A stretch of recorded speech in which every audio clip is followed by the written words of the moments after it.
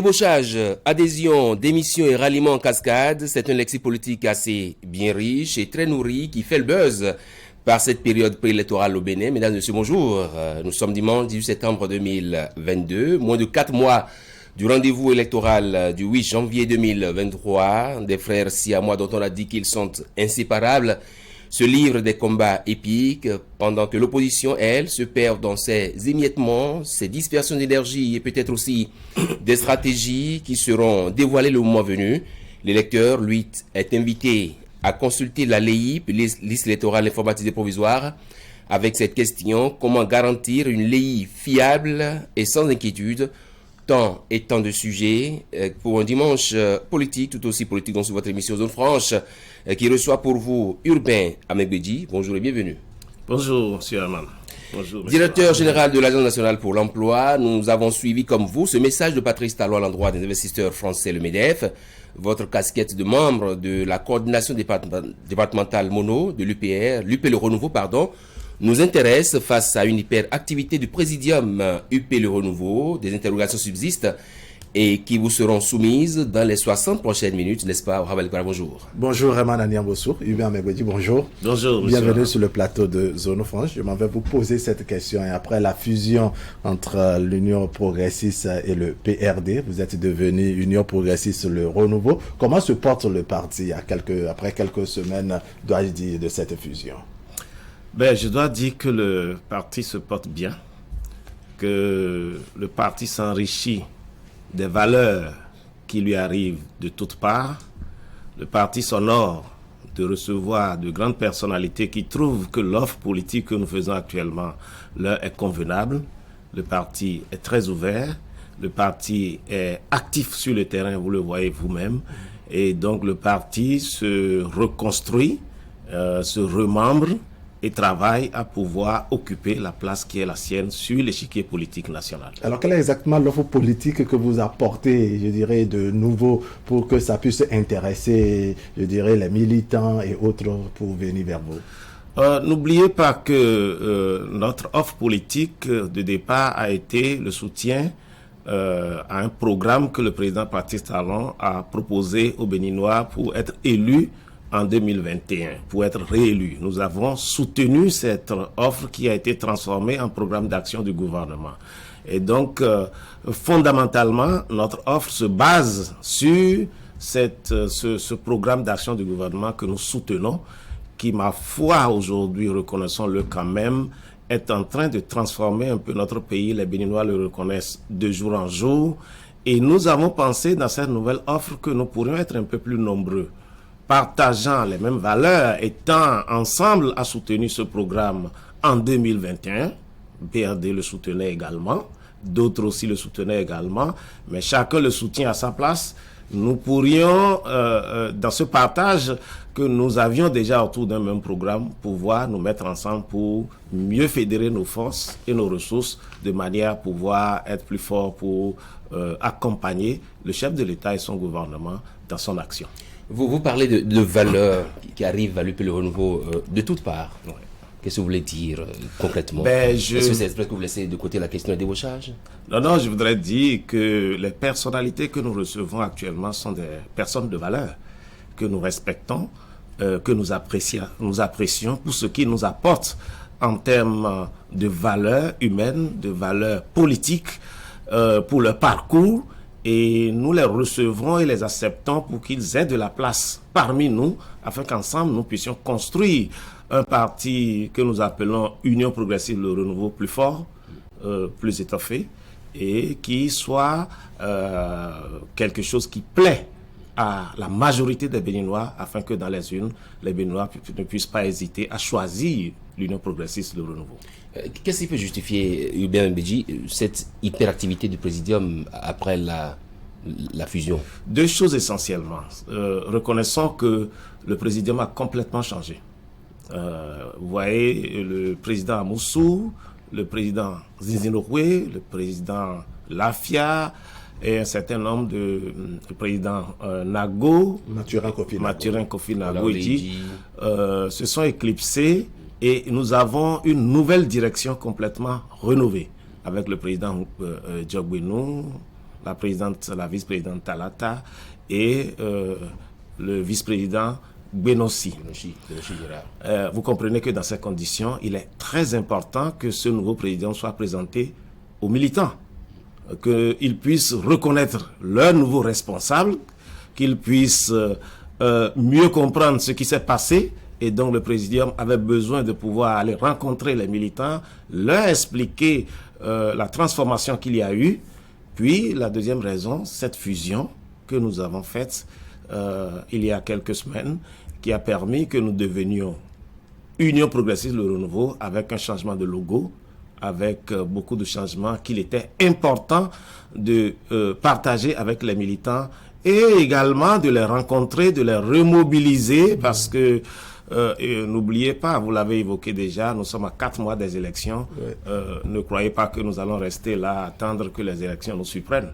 Nous devrions travailler et notre direction a pris les devants pour pouvoir être les premiers à aller sur le terrain pour lancer, je vais dire, la compétition de manière à ce que nous puissions, nous autres qui sommes sur le terrain, reprendre la main et diffuser ce que notre direction a lancé. Alors comment on comprend la position ou l'hyperactivité, pour reprendre les expressions de Herman Agnan-Bosso tout à l'heure, l'hyperactivité de la vice-présidente Mariam Chabi Talata?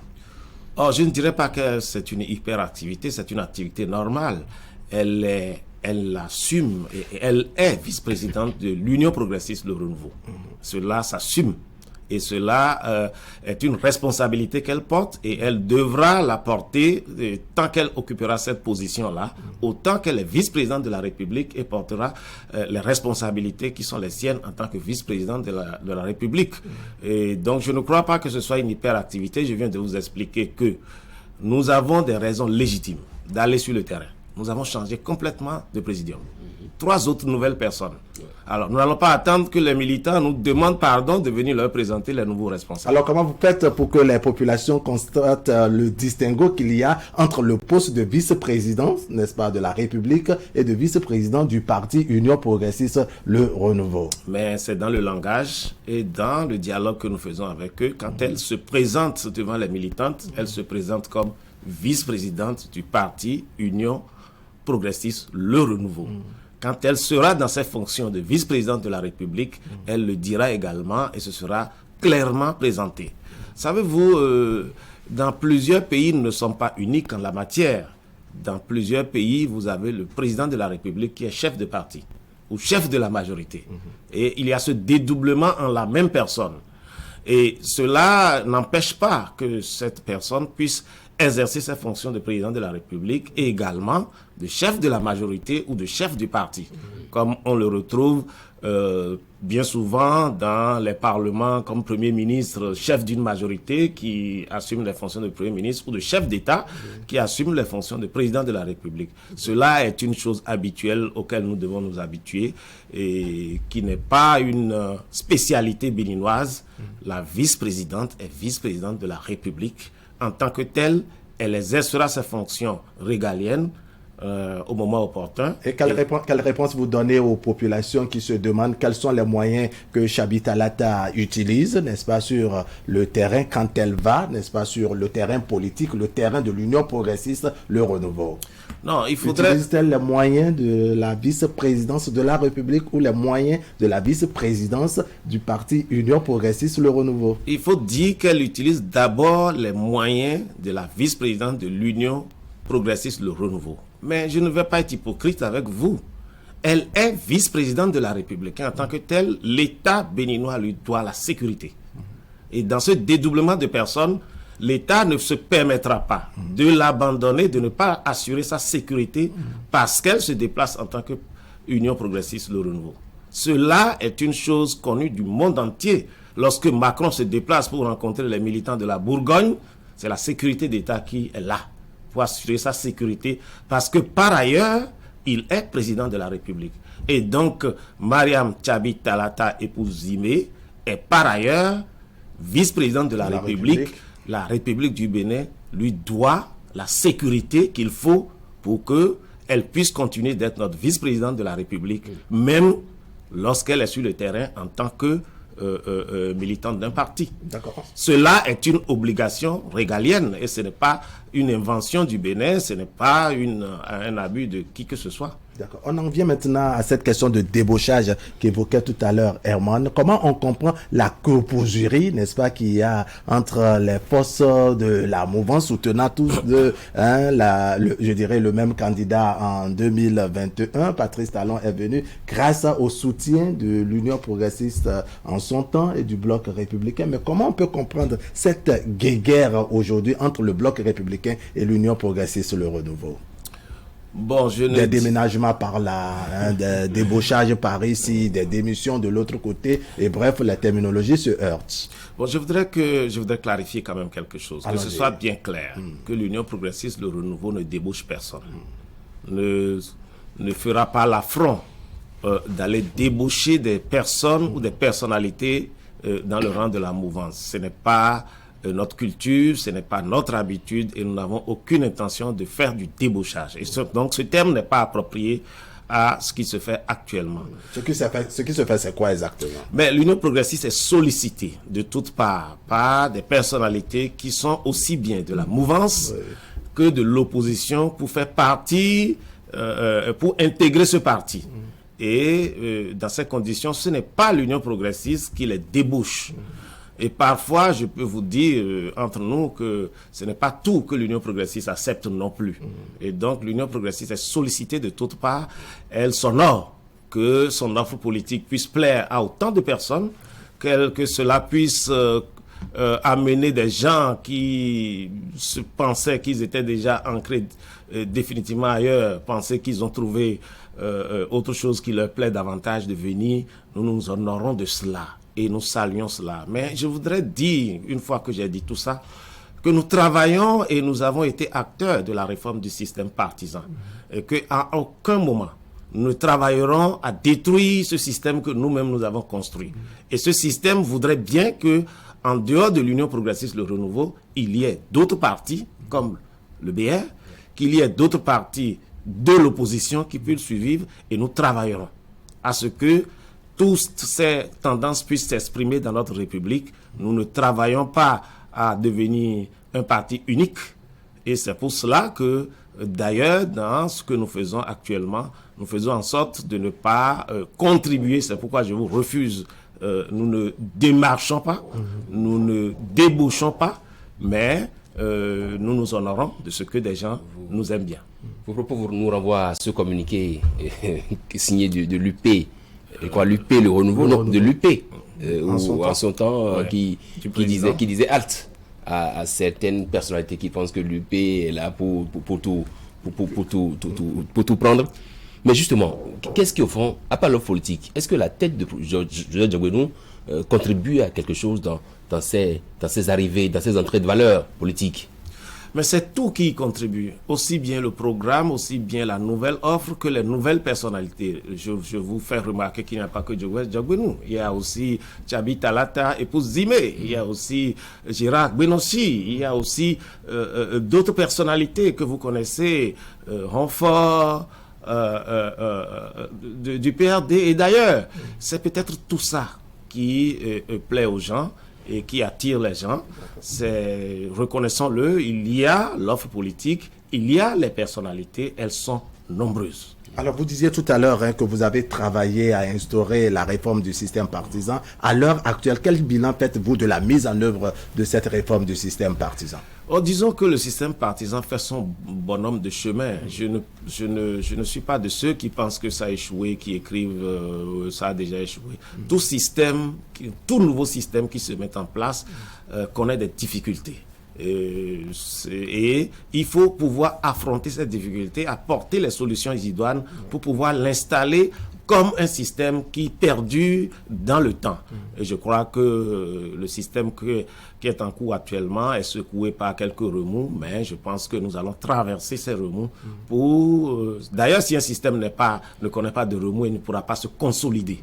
Il faut que des vents puisse le secouer et qu'il puisse résister à tout cela. C'est dans cette situation que nous sommes et ces petits vents-là ne vont pas emporter le système. Code électoral, réforme du système partisan, la charte des partis politiques. Est-ce que vous ne pensez pas qu'après avoir éprouvé ces différents tests, il y a lieu, n'est-ce pas, de faire quelques recyclages, de nettoyer certaines choses, surtout en tenant compte, bien entendu, des démissions qu'on note dans certaines circonscriptions électorales, dans certains, je dirais, dans certains arrondissements, dans certaines communes et même tout récemment à l'Assemblée nationale. Je voudrais vous amener à nous expliquer un peu comment vous percevez la démission au sein de l'Assemblée nationale de 2 députés du bloc républicain qui pourtant sont élus sur la bannière de cette formation politique et continuent de jouir des bénéfices et des avantages de cette formation politique. Je voudrais d'abord vous faire remarquer qu'on ne règle pas tous les problèmes avec la loi. Et donc, ce n'est pas parce que nous aurons un problème que nous allons voter une loi. Un problème, une loi. Un problème, une loi. Ou bien on travaille à voter des lois et on laisse des ouvertures pour pouvoir continuer. Non, c'est pas ce que je veux dire. Je pose d'abord comme préalable qu'on ne règle pas tous les problèmes avec une loi. Il y a aussi qu'il faut construire des comportements, qu'il faut construire des valeurs, qu'il faut construire une société. Ça, c'est d'abord cela qu'il faut savoir. Maintenant, je dois dire que toutes les lois que vous avez évoquées, nous n'avons jamais dit que ce sont des lois parfaites. Ce sont des lois qui ont été faites, qui vont être éprouvées, que nous mettons en œuvre et qui connaissent des faiblesses. En son temps, ce Parlement ou celui qui va venir examineront les failles et les faiblesses et verront s'il y a nécessité de les corriger ou pas. Pour l'instant, je crois qu'il nous appartient d'éprouver le système, d'en faire une évaluation objective, ensemble avec les autres partenaires, y compris avec l'opposition, et que nous puissions voir les failles qui nécessitent des corrections de loi et les failles pour lesquelles nous n'avons pas besoin de voter une loi.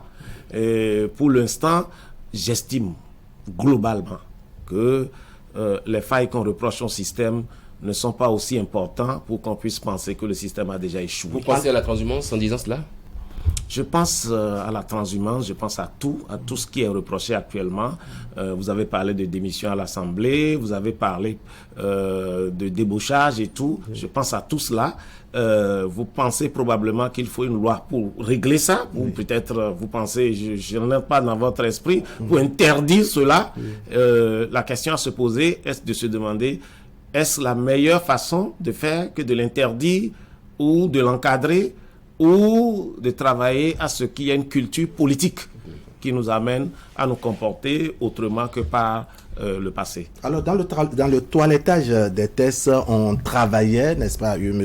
Urbain Abegbeji, à réduire au mieux, pour ne pas dire à stopper la transhumance politique, voire le fait que certaines personnes sont élues sur la bannière d'une formation politique et à la dernière minute démissionnent pour atterrir au sein d'un autre parti politique. Je voudrais qu'on s'intéresse un peu au cas de Copargo, par exemple, où la mairie occupé en son temps, en tout cas après la proclamation des résultats, par le parti FCBE. Aujourd'hui, pratiquement tous les conseillers et autres ont démissionné. Et pourtant, n'est-ce pas, ils jouissent, je dirais, des avantages du parti FCBE. Comment cela se comprend? Est-ce que les tests à ce niveau n'ont pas laissé une certaine ouverture que les personnalités et les acteurs politiques utilisent, exploitent? À ma connaissance, et je m'excuse si je me trompe parce que je n'ai pas les tests devant moi. À ma connaissance, le parti majoritaire qui est sorti des élections aura à diriger la mairie jusqu'à la fin, quelles que soient les démissions qu'il y aura. Parce que si on permet que le parti majoritaire sorti des élections, suite aux démissions, puisse changer, on sera en train de faire des valses, ce qu'on a voulu éviter. Alors, tous ces conseillers ont démissionné. Oui, et atterrissent au sein d'une formation, d'une nouvelle formation. C'est un peu comme si au sein de cette, de cette commune, n'est-ce pas, le parti politique n'a visiblement plus de conseillers. Oui, puisque tous ont démissionné. Je comprends ce que vous dites, mais je conçois qu'à l'étape actuelle de nos tests, le parti sorti des urnes, le parti majoritaire sorti des urnes aura à diriger la commune ou l'entité jusqu'à la fin de la mandature. C'est ce qui est prévu. Et donc, il n'est pas prévu, parce que ce qu'on a voulu régler en faisant cela, c'est les démissions qui font tomber l'exécutif en permanence. N'oubliez pas que le diagnostic qui était fait, qui a amené à cela, c'était que les démissions et les, comment on appelle ça, les renversements de l'exécutif, parce que certains démissionnent pour aller de l'autre côté, on renverse l'exécutif, après ils démissionnent pour aller de l'autre côté, on renverse l'exécutif. Et donc l'exécutif communal n'avait plus la main pour conduire un programme de toute la mandature du début jusqu'à la fin, et cela perturbait le développement de la commune. On y a apporté la solution en disant le parti majoritaire sorti des urnes dirige, et c'est d'ailleurs ce parti qui propose l'exécutif. On envoie au préfet les noms des personnes, des personnalités élues qui doivent être maire, premier adjoint, deuxième adjoint, ainsi de suite. Voilà.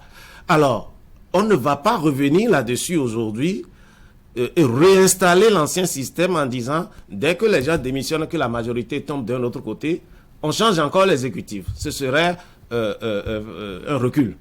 Et revenir à l'ancien système que nous avons voulu refuser. Par conséquent, jusqu'à ce que la loi ne change comme vous le souhaitez et qu'il y ait peut-être quelques ajustements à la loi. Vous le jugez nécessaire? Une loi n'est jamais parfaite, vous savez. Elle n'est jamais parfaite. Et toutes les fois qu'on l'expérimente, on trouve qu'on peut encore améliorer certains aspects. Mais comme je vous dis, la loi ne règle pas tous les problèmes. Il y a aussi les comportements, les habitudes, les attitudes que nous devons cultiver. Et surtout en politique, on ne pourra jamais régler tous les problèmes avec la loi. Par conséquent, l'exécutif continuera d'être géré par le parti, qui a gagné, qui est sorti des urnes, malgré les démissions qu'il y a et les décisions qui concernent le parti et qui doivent aller vers la mairie seront prises par le parti. Vous l'avez dit, on va changer de sujet, il n'y a que des valeurs arrivent à lutter le renouveau de toutes parts, aussi bien de la mouvance que de l'opposition. Mais est-ce que ça vous permet d'avoir un œil sur le voisin d'en face, c'est-à-dire l'opposition? Bien entendu, je vous ai dit que dans la construction du système politique actuel, nous entendons qu'il y a aussi de l'opposition. C'est en cela que nous serons fiers de gagner. Vous serez fiers ou vous serez inquiets? Non, pas inquiets, fiers. Vous n'avez aucune inquiétude quant à la participation de l'opposition aux législatives prochaines? Jusqu'en 2019, vous n'avez pas fait cette expérience. Mais vous savez, moi, je n'ai pas d'inquiétude. Moi, Urbain Amegbedi, militant de l'Union progressive Le Renouveau, je n'ai aucune inquiétude pour qu'ils participent aux élections. Maintenant, quitte à eux de faire les formalités pour y participer, je ne le ferai pas à leur place. C'est pas à moi d'aller fournir les dossiers, de rassembler. Il y a quand même une loi, il y a une procédure, il y a des choses à faire qui sont de leur responsabilité. Mais moi, je souhaite, je travaille, je veux qu'ils fassent les diligences nécessaires pour y participer. Donc ce n'est pas une inquiétude pour moi. Vous donnez quelle chance à l'opposition? Ah non, c'est pas à moi de leur donner une chance. Moi, je veux gagner. Ça, je suis... Et vous maintenir en pole position, ou vous voyez l'opposition venir en tête à l'issue des législatives prochaines, ou comment ça va se passer? Tout au moins dans certains départements. Non, écoutez.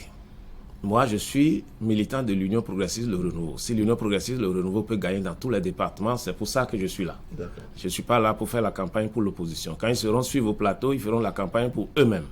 Je souhaite qu'ils participent et que nous, on puisse les battre sur le terrain et puissent rafler le maximum de députés. Et que nous puissions nous retrouver à l'Assemblée nationale pour discuter de programmes, de lois, de tests et ensemble. Mais chacun travaille dans son camp. Je ne vais pas souhaiter qu'ils puissent nous battre. Moi, je travaille pour les battre. D'accord. Alors, vous avez annoncé tout à l'heure cette tournée qui se poursuit avec le président de votre parti, le parti Union progressiste Le Renouveau. Sur le terrain, quelles sont les destinations où vous avez noté qu'il y avait des mobilisations? Non, disons que, évidemment, avec ce qui s'est passé, le renouvellement du présidium, des instances, avec la fusion, avec les derniers événements, il y a une sorte d'enthousiasme, de regain pour le parti, qui est noté partout où nous passons, où les gens nous félicitent, les gens nous congratulent et demandent, se disent qu'ils se reconnaissent dans ce qui se fait. et que tous ces efforts qui ont été faits leur conviennent énormément et veulent maintenant se mettre encore au travail un peu plus pour pouvoir nous apporter un peu plus de résultats. Donc je ne parlerai pas donc de ce que vous dites, mais plutôt de ce regain d'intérêt qu'on sent partout où nous passons. Et vous le suivez également, vous êtes des médias où à certains endroits on remarque des adhésions, de nouvelles arrivées, comme je le disais. Il y a une des chefs de partis politiques qui vous assistent pratiquement tout au long de la tournée. Est-ce à dire qu'il y a de nouvelles têtes qui viennent, de nouvelles valeurs, comme vous l'avez dit, qui viennent à l'UPLO? Vous le dites si bien, puisque vous le voyez comme moi. Et nous souhaitons que ces personnalités, ces personnes, ces valeurs puissent nous rejoindre parce que nous proposons quelque chose qui plaît aujourd'hui et que nous puissions profiter également de leurs connaissances, de leurs compétences et de tout ce qu'ils ont cultivé dans leur champ, afin qu'ensemble, en nous mettant ensemble, nous soyons plus forts pour pouvoir résister à nos autres compétiteurs avec lesquels nous irons au combat. Un thème clair. Oui. Est-ce que la nouvelle alliance également vient à l'UPLO nouveau? Je préfère laisser cette On a également réponse. parlé de la DUD qui serait en train de frapper aux portes. Laissons les responsables du parti faire les annonces au moment opportun. Mais est-ce que vous les espérez? S'ils venaient. Mais écoutez, nous espérons toutes les valeurs qui partagent ce que nous diffusons actuellement. Nous les espérons, nous les appelons. Mais nous n'allons pas aller les démarcher, nous n'allons pas les débaucher comme vous le dites. Mais si elles voient que ce que nous proposons, ce que nous représentons aujourd'hui est quelque chose qu'ils peuvent défendre, mais pourquoi pas? Est-ce que vous ne craignez pas d'avoir beaucoup de viande dans la sauce et finalement de ne pas avoir la sauce elle-même?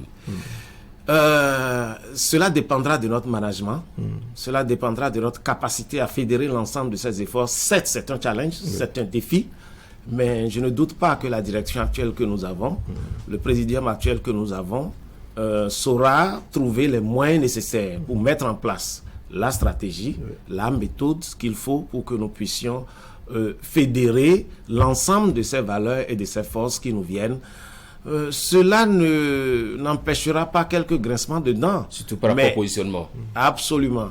Mais tout dépend de notre capacité à gérer également nos problèmes, nos divergences, qui fera de notre parti l'un des partis les plus forts dans le pays. D'accord. On a en ligne de mire les élections législatives de 2023. On est à peine à 4 mois, n'est-ce pas, de ce rendez-vous.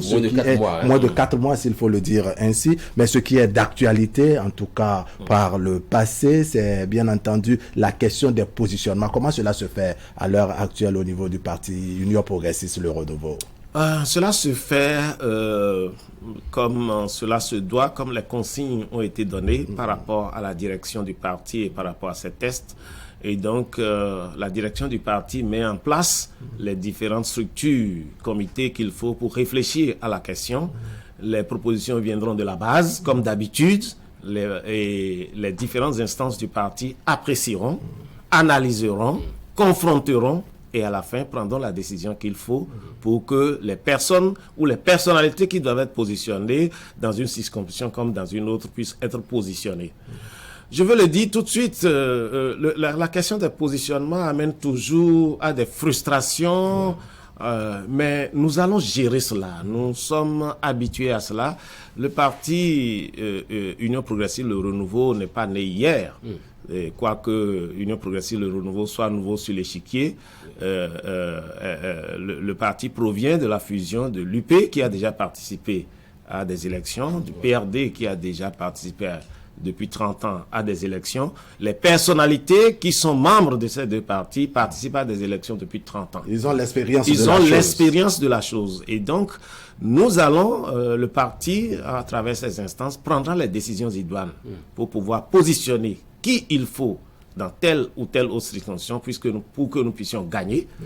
Que cela amène quelques mécontentements, il est de notre devoir de les gérer de manière à ce que ces mécontentements se transforment. Les ambitions individuelles se manifestent déjà? Bien entendu, cela est normal qu'il y ait des ambitions individuelles, que les gens aient l'ambition de nous représenter au Parlement, et il reviendra au parti de prendre les décisions. Dans d'autres partis politiques, nous apprendons, il ne faut pas être ventru. faut être assez jeune, faut être comme vous. Faut pas avoir totalisé déjà 2 mandats au Parlement. Au sein de l'UP Le Renouveau, quels sont les critères qui sont retenus en ce moment? Le portrait robot. Le portrait robot vient le profil type de qui peut être candidat au sein. Non, le profil type, je vais vous donner, ce n'est rien de tout ce que vous avez dit là. Le profil type, c'est les caricaturistes ce dimanche. Non, ce n'est rien de tout ce que vous dites là. C'est celui qui représente les populations, c'est celui qui est accepté à la base et qui incarne les valeurs du parti et qui, sur le terrain, est accepté et reconnu par les populations comme étant un militant de base, travaillant pour l'ancrage du parti et qui a toutes les qualités pour le représenter au Parlement et faire le travail pour lequel le parti l'envoie là-bas. Si vous représentez, vous avez toutes ces valeurs en vous et que vous avez une audience sur le terrain, eh bien, le parti vous donnera absolument le mandat pour y aller, que vous soyez ventru ou effilé, que vous soyez... Non, donc, le critère fondamental, c'est votre capacité à représenter les populations que vous espérez représenter sur le terrain, le travail que vous avez fait sur le terrain, la fidélité que vous avez par rapport au parti, les valeurs que vous représentez dans la société, valeurs humaines et politiques qui vont permettre au parti de décider en votre faveur. Est-ce que le rajeunissement de la classe politique, on apprend que la classe politique 2023-2026 doit être assez jeune pour qu'on puisse maîtriser les différents jeux, les différents... Oui, le rajeunissement se fera, le rajeunissement ne signifie pas un remplacement. Le rajeunissement signifie un savant dosage entre la classe jeune et la classe moins jeune. Il ne s'agit aucunement d'un remplacement systématique d'une classe par une autre.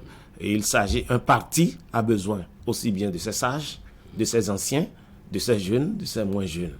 Un parti est un ensemble de tout cela. Et lorsqu'il s'agit de représenter le parti, il faut que tout cela puisse être vu et représenté également. Du coup, le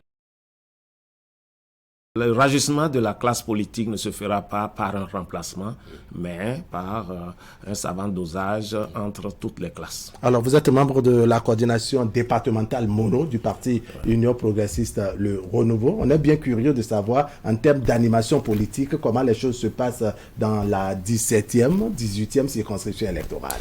Ben, vous faites bien de le dire. Nous aussi, la fièvre du renouveau nous a saisis dans la 17e et dans la 16e, comme vous le voyez au nord actuellement. Et donc, tout est en mouvement.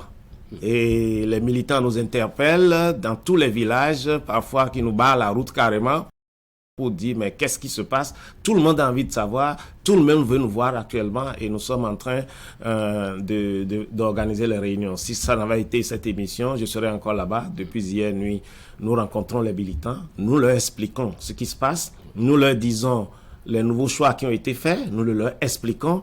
Il y a donc un regain d'activité, un enthousiasme que nous devons gérer, manager, de manière à ce que cela nous soit profitable. Sinon, nous risquons de le perdre. Et dans le mono également, dans le mono, le Koufo, je peux vous dire que les populations sont très enthousiastes, les populations nous sollicitent, les populations veulent en savoir davantage.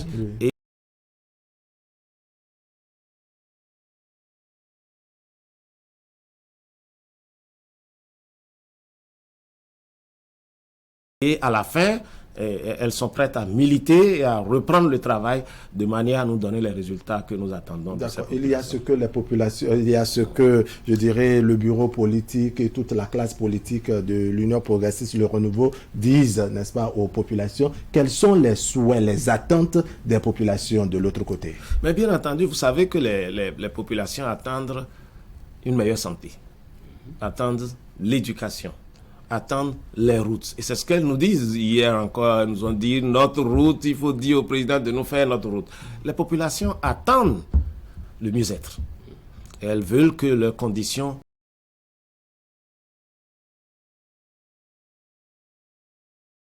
s'améliorent. Et en tant que parti politique, nous portons ces attentes des populations à travers nos élus au Parlement, dans les communes, au gouvernement pour faire en sorte que la vie des populations s'améliore. C'est pour cela que nous travaillons. On est parti politique pour ça. On est parti politique pour que prendre le pouvoir et pouvoir l'exercer au profit des populations.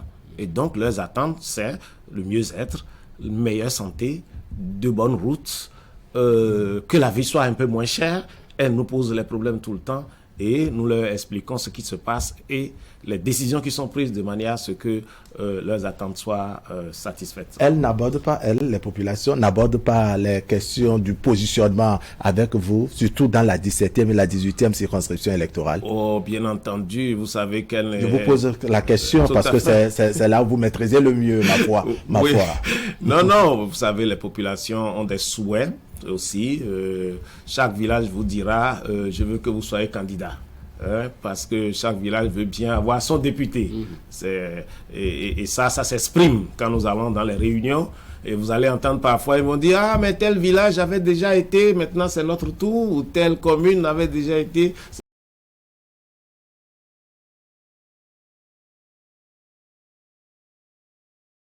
C'est maintenant notre tour, il faut.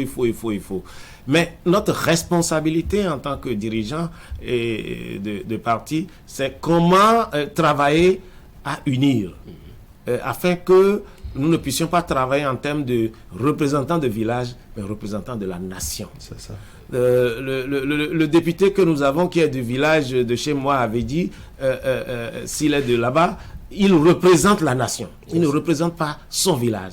Et donc, cette tendance de vouloir que leurs frères, c'est légitime, leurs frères soient leurs représentants à l'Assemblée nationale, nous travaillons à leur démontrer que celui qui est là-bas et qui n'est pas de votre village ou n'est pas de votre commune est également votre représentant. Qu'est-ce qui en ce moment vous ferait peur dans le mono en termes de présence d'autres formations politiques? Ou alors le renouveau est vogue. Tout est gagné d'office. Vous savez, nous n'allons pas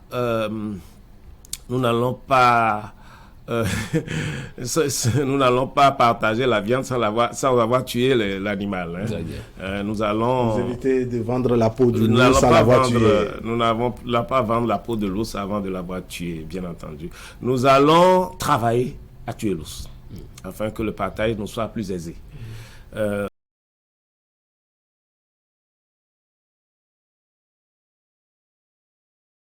Dans le mono actuellement, qu'est-ce qui nous fait peur?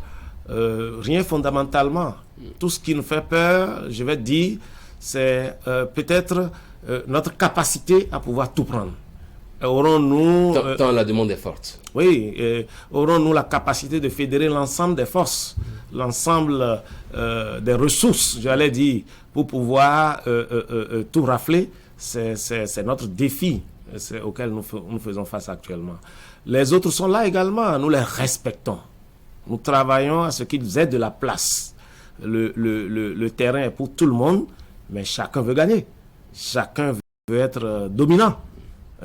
Autant ils le veulent, autant nous le voulons, mais les électeurs nous départageront au soir du 8 janvier 2023. Alors, en 2019, vous êtes allé en quelque sorte en nombre réduit en termes de participation des partis politiques. Il y a eu des mouvements que sans doute personne ne souhaite revivre. Quel est le travail qui est fait, Ahmed Bédi, sur le terrain, en tenant compte bien entendu de la tournée qu'entretient ou la tournée qui se poursuit avec le président Joseph Djogbenou? Quel est le travail qui est fait, le message qui est passé sur le terrain dans le rang des militants et sympathisants, de manière à ce que ces situations quelque peu tristes que nous avons vécues par le passé au lendemain des élections ne puissent pas être, je dirais, ne reviennent plus sur le tapis? Ok, c'est un langage de paix, de sérénité et surtout de travail, sans provocation.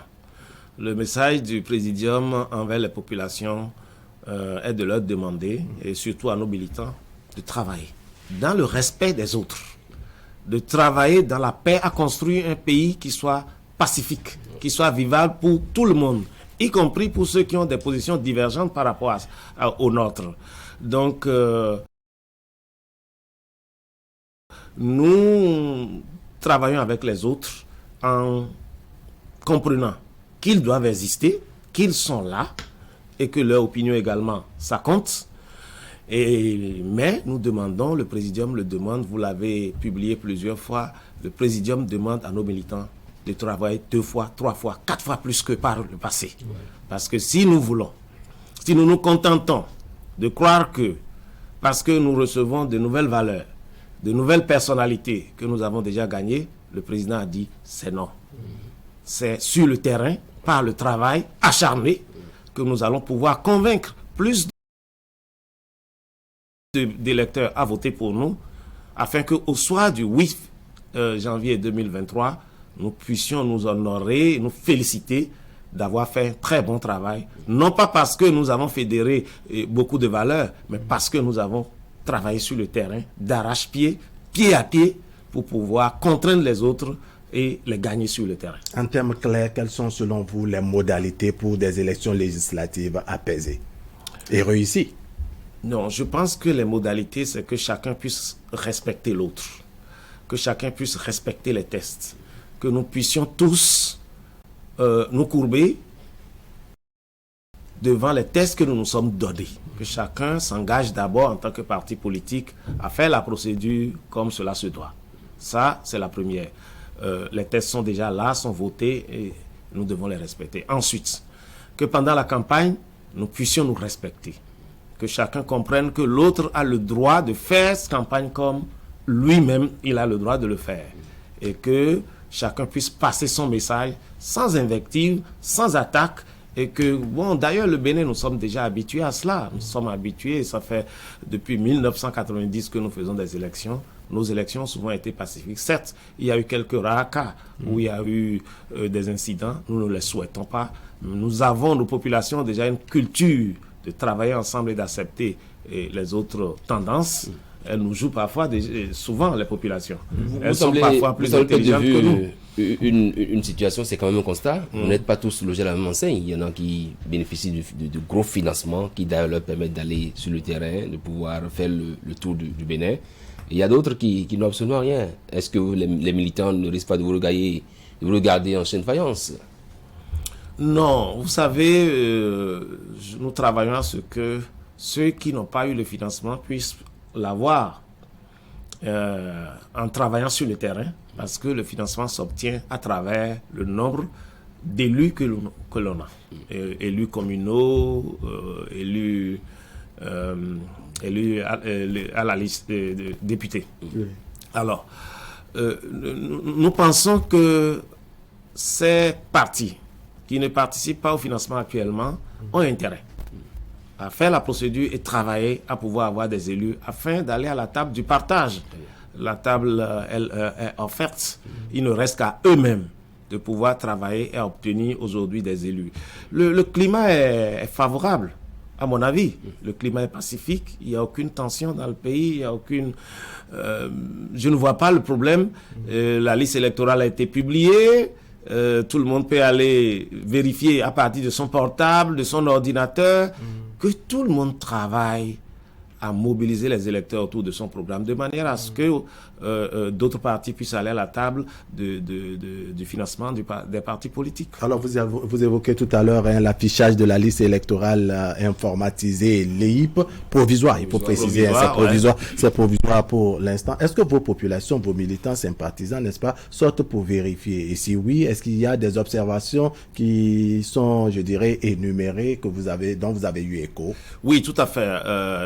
C'est la raison pour laquelle j'étais au village hier. Nous avons travaillé là-dessus parce que, comme notre président nous l'a demandé, il s'agit pour nos élus, les chefs de village, les conseillers, de pouvoir amener les populations à aller vérifier leur nom. S'il y aura des surprises désagréables sur la liste. Et donc, nous faisons actuellement des réunions de sensibilisation pour que nos différents militants, nos responsables de comités qui sont sur le terrain puissent aider les populations à la base à pouvoir vérifier leur nom sur la liste, soit au niveau des affichages ou soit sur les téléphones portables. Nous avons fait l'exercice avec eux, avec nos téléphones, nos ordinateurs, de manière à ce que tout le monde puisse faire l'exercice. Cela est primordial. Je le dis parce que quand nous avons fait l'exercice hier, nous nous sommes rendus compte que certaines personnes qui avaient l'habitude de voter dans un bureau de vote se sont retrouvées ailleurs. Se sont retrouvées ailleurs. Et si on n'avait pas fait l'exercice, cette personne se présenterait dans son ancien bureau de vote, alors que son nom se retrouve ailleurs. On a remarqué cela, qu'il y a eu des cas où, je vais le dire aussi, ce cas s'applique à moi-même. Ah oui, à moi-même. Oui, moi-même. Wow. Je n'ai pas retrouvé mon nom dans le bureau de vote où je vote habituellement. Oui. Mais comme le transfert est possible, j'ai déjà fait mon transfert pour pouvoir retrouver mon bureau de vote. Et ça, c'est quelque chose de très simple qu'on peut faire. Ça vous a été facile? Oui. C'est parce que c'est bien avec Bidi? Non, ça n'a rien à voir. C'est une technologie. Elle est accessible à tout le monde. Et donc, il est très important, et je voudrais profiter de votre micro pour appeler tous nos militants à vérifier réellement cela. Puisque moi-même, j'ai vécu cela, je me dis, attention, ça peut arriver à tout le monde. Ça peut arriver à tout le monde, et nous ne voudrions pas que le jour des élections, les gens se retrouvent à dire, je suis venu dans mon bureau de vote, je n'ai pas vu mon nom. Alors qu'auparavant, ils n'avaient pas fait la vérification. Je ne sais pas si vous Wahab et Herman, vous l'avez déjà fait. Si vous ne l'avez pas fait, je vous invite à le faire. Hier, nous, on l'a fait au village et on s'est rendu compte que certaines personnes n'ont pas n'ont pas été envoyées dans le bureau de vote où ils ont l'habitude de voter. Et donc, il faut faire très, très attention et vérifier pour ne pas crier après « on m'a exclu ». On ne vous a pas exclu. La vérification actuellement est indispensable. On va tourner le registre politique. On a suffisamment de politique ce matin. Vous avez suivi le message de Patrice Talon en France, très applaudi par les investisseurs français. Et vous, de votre côté, vous l'avez aussi applaudi? Mais bien entendu, vous savez que le président Talon dit les choses telles qu'il les pense. Qu'il a le courage de ses idées. Vous savez également qu'il ne change pas. Et que quand il prend une direction, il prend la direction de façon ferme et avance dans ce sens. Aujourd'hui, nous pouvons nous honorer que c'est lui qui a eu raison. Il y a eu des moments de doute à notre niveau également, mais sa rigueur et sa discipline qu'il imprime au travail qu'il fait et aux options qu'il prend nous font aujourd'hui honneur, que nous pouvons aujourd'hui, à travers les résultats, voir que pour obtenir de très bons résultats, il faut de la méthode. Il faut certainement de la stratégie, mais il faut surtout un travail acharné et de la discipline. Le président Talon nous a rendus fiers en démontrant qu'il est un homme décomplexé, qui dit les choses telles qu'il les pense et qui les assume. Il ne se cache pas derrière des propos diplomatiques. Il dit les choses telles qu'il les pense, il les assume et il avance et il obtient des résultats. Que veut le peuple? Alors, Talon est resté, je dirais, très ferme, comme vous l'avez dit, face aux investisseurs français du MEDEF, en vendant le Bénin, la destination Bénin, en expliquant, n'est-ce pas, les questions de sécurité et tout ce qui va avec. Mais en termes d'emploi sur le territoire national, où en sommes-nous? Comment l'emploi se porte au Bénin? Ce que vous devez savoir et ce qu'essaye d'expliquer le président Talon, c'est que c'est l'entreprise qui crée l'emploi. Ce sont les privés qui créent l'emploi, ce n'est pas l'État. L'État crée un peu d'emploi. D'ailleurs, si je vous donne les statistiques, vous allez vous rendre compte. Les fonctionnaires ne représentent que 4% de l'emploi. Ça, c'est la casquette du directeur général. Général de la tout à fait. Il y a le dédoublement. Oui. Et donc, les fonctionnaires ne représentent que 4% des travailleurs. Et donc, le gros lot de l'emploi se trouve dans le privé. Du coup, si nous voulons que nos enfants trouvent de l'emploi, il faut que les privés arrivent. Il faut que nous ayons plus d'entreprises privées qui s'installent au Bénin, qui ouvrent leurs portes, qui s'épanouissent au Bénin. Et le rôle de l'État, c'est de créer un environnement pour que ces privés puissent s'épanouir, puissent trouver un environnement favorable et préfèrent le Bénin. Et c'est ce que le président essaye de dire en disant tout ce qui empêche ou tout ce qui fait peur aux privés pour ne pas s'installer au Bénin, il faut travailler sur cela et rendre cela favorable aux privés. Et les décisions qui ont été prises dans ce sens. Faire en sorte que le privé ne se dise pas « mais attention, si je m'installe au Bénin, il y a tellement de grèves dans ce pays que mes affaires n'iront pas loin. » Je ne pourrai pas aller, mes travailleurs ne pourront pas se soigner parce que les hôpitaux seront tout le temps en grève. La justice sera bloquée. Alors, on fait en sorte de créer un environnement qui attire, qui fait en sorte que les gens préfèrent le Bénin. C'est ce que le chef de l'État est en train de dire. Et si les gens préfèrent le Bénin et qu'il y a l'entreprise privée au Bénin, il y aura l'emploi.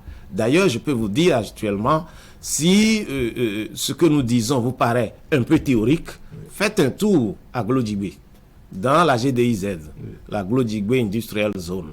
Allez voir un peu l'industrie privée qui se développe et le nombre d'emplois qui se créent là-bas. L'État ne pourrait pas créer autant d'emplois aussi rapidement. Et donc, le privé, le secteur privé est le pourvoyeur de l'emploi. Et pour que nous puissions résoudre la question de l'emploi qui frappe les jeunes, nous devons faire de la place, nous devons faire un environnement favorable au secteur privé. Mais tout le monde s'appesantit sur la question des grèves et tout ça, mais il y a eu beaucoup d'autres choses qui ont été faites pour pouvoir favoriser le secteur privé, pour faire en sorte que le secteur privé... Par exemple? Le code des investissements qui a été amélioré, la justice en matière de... le tribunal de commerce qui règle rapidement les problèmes entre les litiges de manière à ce que les litiges ne plombent pas l'activité du secteur privé, le foncier pour lequel beaucoup de lois et de structures ont été mises en place parce que les privés, lorsqu'ils viennent, ils ont besoin de terre pour investir, pour pouvoir s'installer. Avant, tout cela était dans des difficultés pour pouvoir avoir accès à la terre, le foncier. Toutes ces réformes, aussi bien fiscales, aujourd'hui vous pouvez payer vos impôts à partir de votre, comment on appelle, smartphone rapidement. Vous n'avez pas besoin d'aller faire un rang sur 1 kilomètre pour attendre de payer vos impôts et être peut-être rançonné par quelqu'un. Vous pouvez le payer directement. Toutes ces réformes, la digitalisation, la facilitation, et tout cela a été fait pour que l'entreprise... Le climat des affaires, ça s'appelle le climat des affaires. Yeah. De manière à ce que le privé, le secteur privé, les entreprises privées, les investisseurs puissent se rendre compte que, attention, lorsqu'on investit dans un pays comme le Bénin, on a la facilité de faire des affaires. Et lorsqu'on se retrouve dans un problème, on peut le régler facilement parce que les structures existent pour pouvoir le faire. Et donc la question n'est pas simplement une question de grève, elle est sous-jacente, elle est subsidiaire. Il y a eu beaucoup d'autres choses qui ont été faites, je viens d'en citer quelques-unes. Il y a ceux qui pensent que oui, pendant qu'on améliore l'environnement des affaires, il y a quand même au niveau des emplois, que l'emploi est précaire au Bénin, avec les différentes lois sur l'embauche. Mais non, l'emploi, vous savez, dans tous les pays, il y a toutes sortes d'emplois, l'emploi précaire, l'emploi durable, l'emploi pérenne, il y a tout. Et nous en avons également. Je ne sais pas ce que les gens appellent l'emploi précaire ou quand ils pensent que la durée... En fait, quand les gens parlent de l'emploi précaire, c'est les CDD, c'est-à-dire les contrats à durée déterminée. Et ils pensent que c'est... comment on appelle que c'est un emploi précaire? Non, on pense plutôt que pour un oui ou non, un employeur peut se débarrasser d'un employé parce que les tests le prévoient désormais. Et que le travail dans le privé est quelque peu risqué. Je vais vous dire qu'aux États-Unis, tous les emplois sont en contrat à durée déterminée. Et là-bas, c'est pire. J'ai travaillé pendant 16 ans avec une entreprise américaine. Chez eux, vous pouvez venir le matin et on vous annonce que vous ne travaillez plus ici, de passer à la comptabilité, chercher votre argent et partez. Et rien ne se passe. Rien ne se passe. Vous voulez qu'on implante le modèle au Bénin? Non. Je veux juste vous dire que les États-Unis sont la première puissance du monde avec ça. C'est ce que je veux juste vous dire. Je n'ai pas besoin de vous démontrer.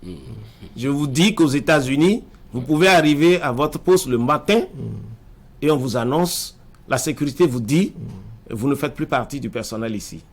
Il vous reste de passer à la comptabilité, chercher vos droits et rentrer chez vous. C'est avec ça que les États-Unis sont devenus la première puissance, sont aujourd'hui la première puissance du monde. Nous, de nos réalités ici. C'est pour vous dire que la précarité d'un contrat ne se mesure pas d'un emploi ne se mesure pas dans le contrat. C'est pas ça, à mon avis. Parce que je pense que c'est depuis qu'on a voté la loi sur l'embauche et qu'on a dit qu'on peut multiplier les CDD que les gens ont commencé à parler de la précarité de l'emploi. Non, c'est pas cela.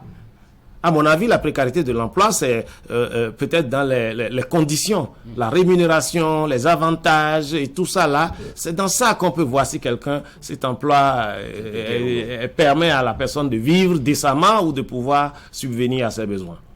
Mais si vous avez... écoutez, Herman, si vous avez un contrat, un CDD, qui vous permet de gagner 5 millions le mois, c'est précaire. Il y en a au Bénin? Je vous demande, j'en sais rien. Je ne suis pas un employeur. Si il y en a au Bénin, je suis preneur là. Je vous pose la question. Oui. Si vous avez un emploi, un CDD, dans une banque, dans une assurance qui vous permet de gagner 5 millions le mois, c'est précaire? Qu'est-ce qui est précaire? Alors, il faut qu'on puisse se comprendre. Parce qu'on a voté la loi, tout le monde commence à dire c'est précaire. Je ne vois pas.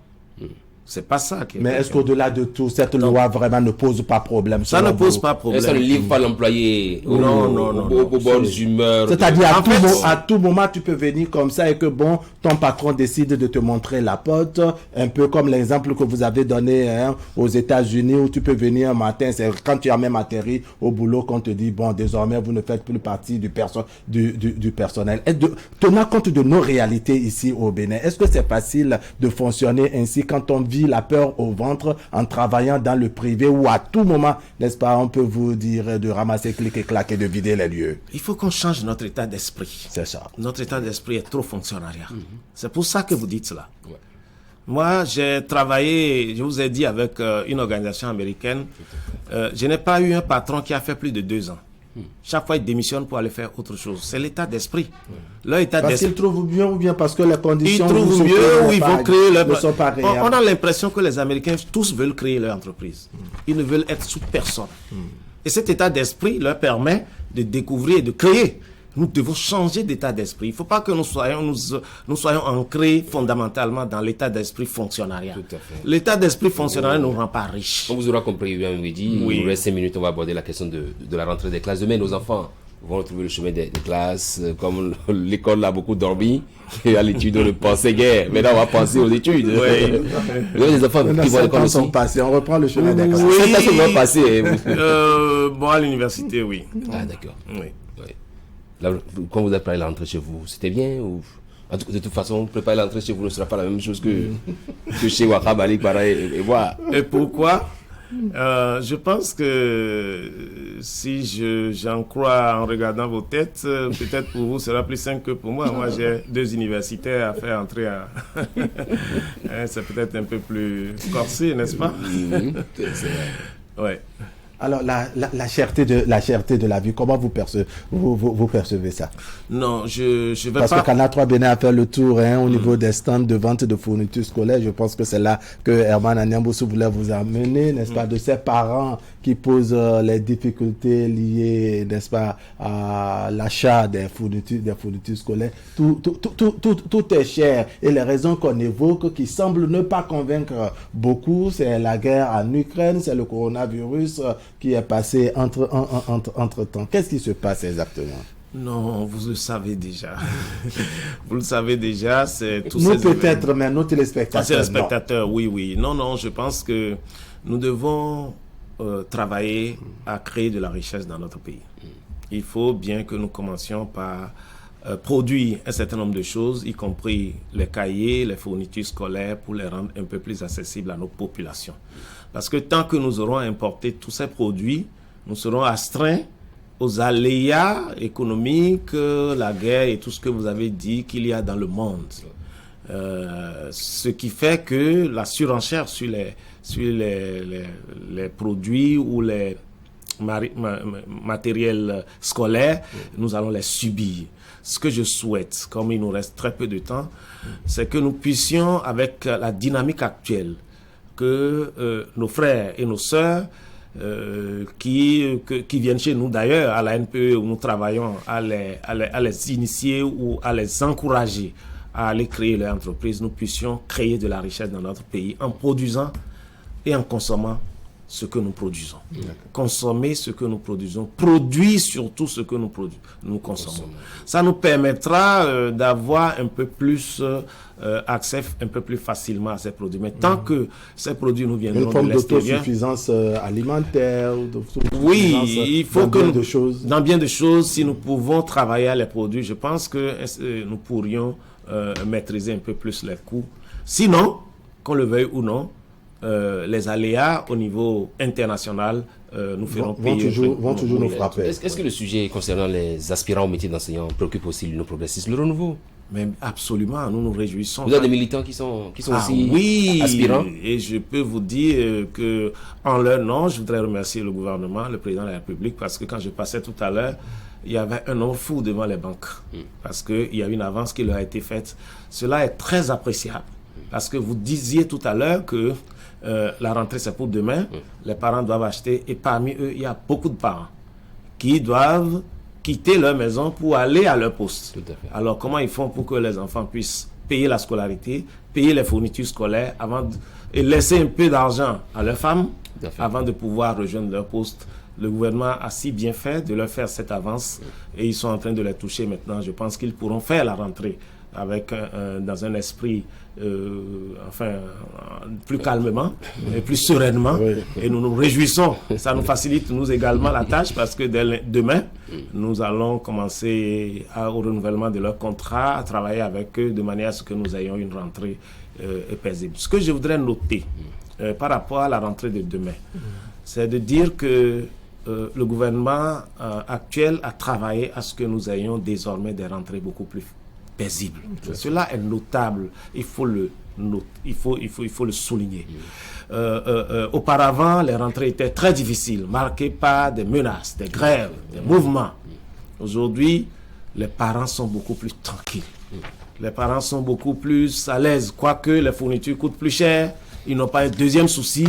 Est-ce que mon enfant, il y aura école demain ou il n'y aura pas école demain?